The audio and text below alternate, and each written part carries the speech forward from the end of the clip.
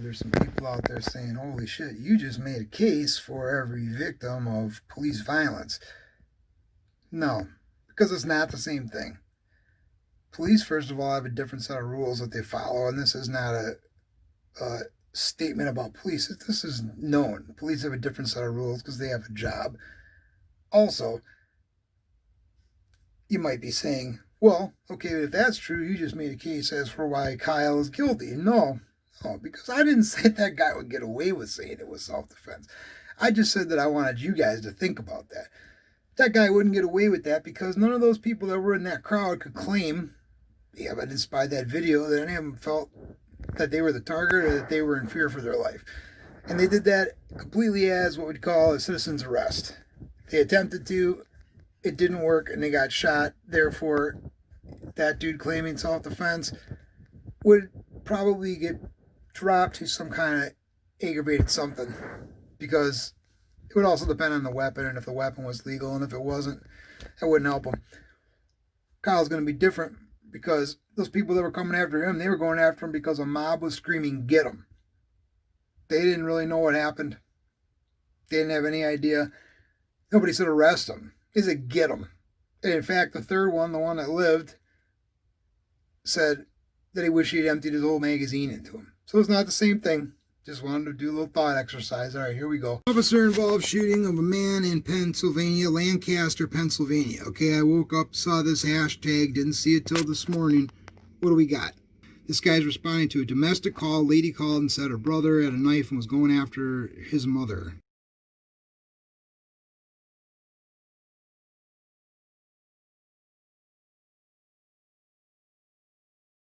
With a knife, there's a freeze frame of him with the knife. Doesn't look very happy. Looks like he's going to hurt somebody. What do we have to say about this? Well, first let's see what's happened in reaction to this shooting.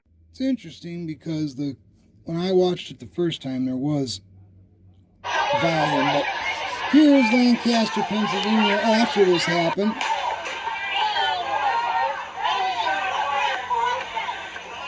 You don't need to watch this whole video. I just wanted to get you acclimated to what's been happening there. So we start with a lot of people in the streets. Never mind. I was wrong. We're just going for it.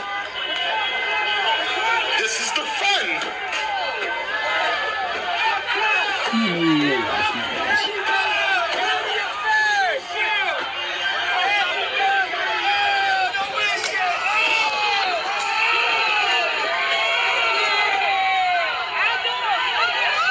Yes, I know I don't embed video correctly in my videos. I do it the fucking easy way. I'm sorry. I'm not a master editor. For what it's worth, at least you know I'm not that kind of shit. There's some fires started. Here's a guy in what we call the wrong place, wrong time.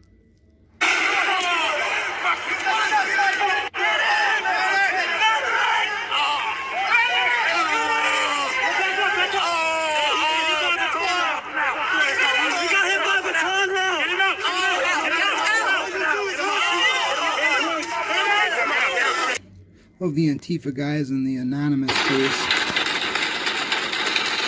That's the police station.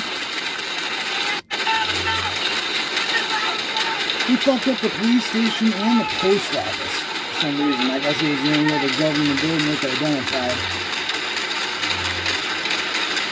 I kind of read later that there was only about 100 people who showed up for this protest. My question is why? Why did this happen?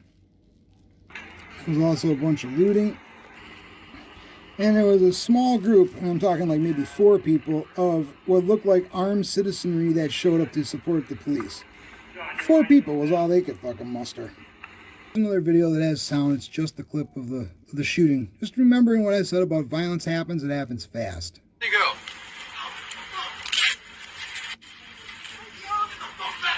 Get back, get back.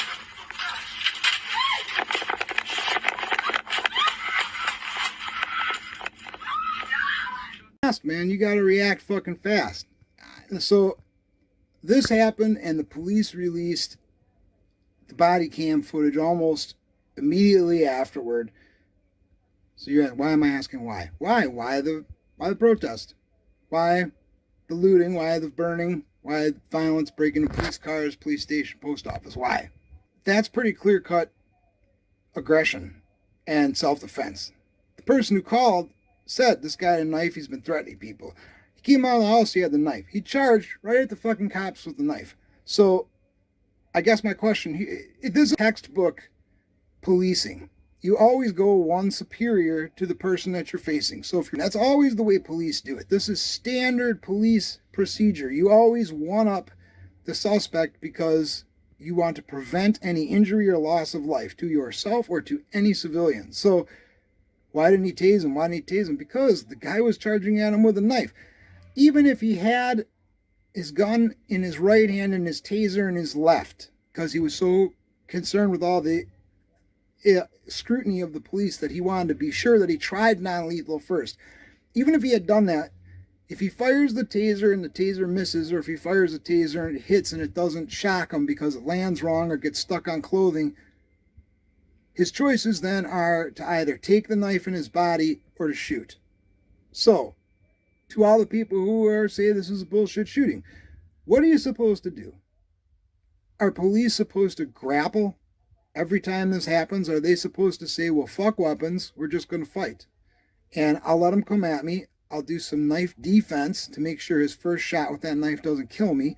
And if I can successfully do that, then I'll wrestle with him. Is that what they're suggesting? Because these people went out and caused a fucking ton of damage. Plus did some looting and started some fires. Are they mad because a psychiatrist didn't roll up on that house? Or some kind of social worker? Because how do you think that would have went? Did that guy look like he was going to slow down and talk to anybody? Are you going to use the excuse that because he had a uniform, it made him enraged and made it worse, and that's why he attacked? I mean,